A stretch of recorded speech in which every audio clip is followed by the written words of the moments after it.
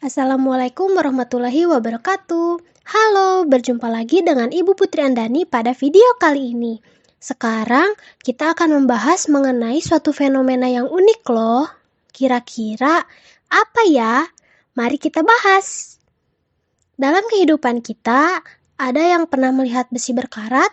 Selain itu, ada yang penasaran tidak bagaimana bisa sayuran dan buah membusuk apabila dibiarkan di ruangan terbuka?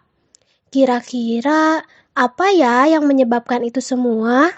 Jadi, fenomena tersebut disebut dengan perubahan fisika dan kimia, di mana dapat kita kenali dari keadaan awal materi yang berbeda dengan keadaan akhirnya setelah materi tersebut telah mengalami perubahan. Perbedaan dari kedua gejala tersebut dapat dilihat dari sifat dan komposisinya.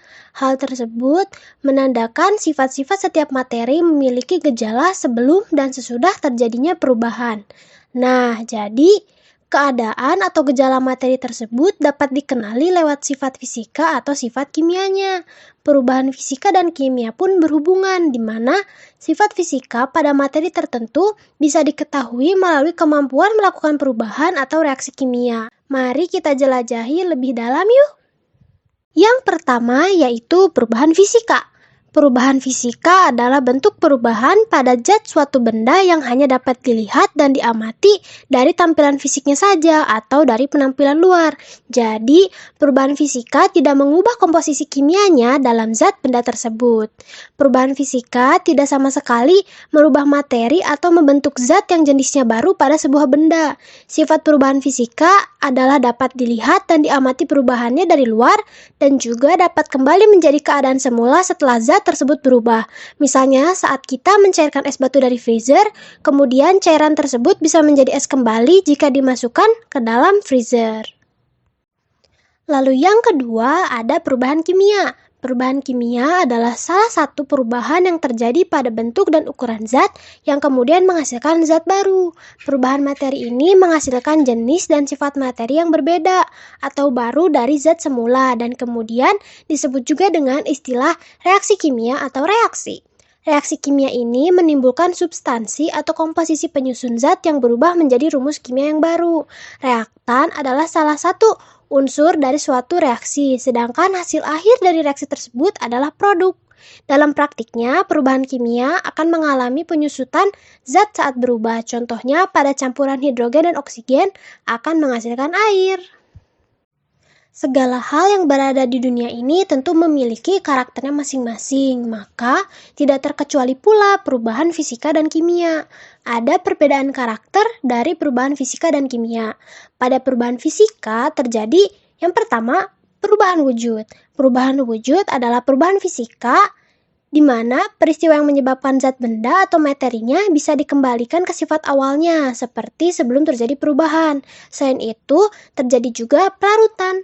Pelarutan pada perubahan fisika adalah melarutkan suatu zat tertentu ke air tanpa merusak susunan atau komposisi kimia dari zat tersebut, sehingga masing-masing zat yang dicampur masih memiliki sifat kimianya masing-masing. Kemudian terjadi perubahan bentuk. Perubahan bentuk pada perubahan fisika adalah perubahan yang sifatnya tidak benar-benar berubah. Maksudnya, perubahan tersebut tidak seutuhnya berubah karena masih bisa dikenali zat aslinya. Contohnya, kayu yang dipotong dan berubah menjadi kursi. Sifat-sifat fisika secara keseluruhan memiliki ciri khas, yakni menunjukkan keadaan suatu zat yang perubahan wujudnya dapat dilihat dan diamati dengan panca indera tanpa bantuan alat bantu pembesar lainnya. Contohnya dengan gejala perubahan warna, ukuran, wujud zat, bau, dan sebagainya. Pada perubahan kimia, pasti akan terjadi perubahan suhu yang kemudian berhubungan dengan panas atau kalor. Reaksi kimia yang menghasilkan perubahan suhu ini terjadi dengan dua cara, yakni reaksi endoterm dan eksoterm. Pada reaksi endoterm akan terjadi penyerapan panas oleh sistem lingkungan seperti saat terkena alkohol, maka akan terasa dingin. Sedangkan reaksi eksoterm terjadi pelepasan panas dari sistem ke lingkungan, seperti tangan yang terasa panas saat terkena cairan deterjen saat mencuci. Selain itu, perubahan kimia yang terjadi pada zat atau material benda cenderung merubah warna karena warna adalah salah satu tanda kandungan sifat kimia zat itu sendiri.